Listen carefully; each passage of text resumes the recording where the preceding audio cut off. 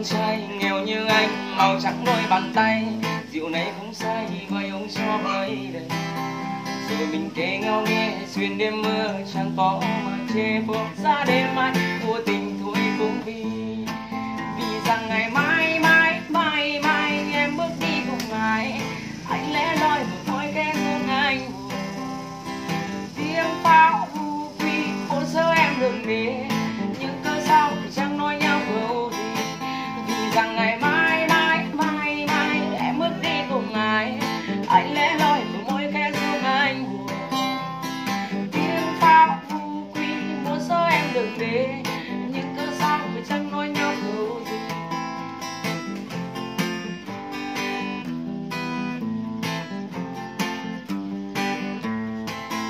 Là một thằng con trai nghèo như anh, màu trắng đôi bàn tay, rượu này không say vơi uống sao với đây.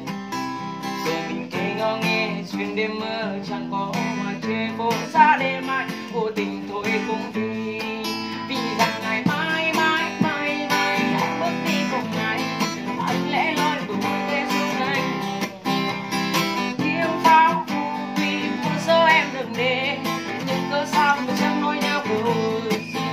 Chào nhé anh giúp yên bình, sau tất cả ta vẫn là người nhà, và đừng có bên chia giữa môn quà.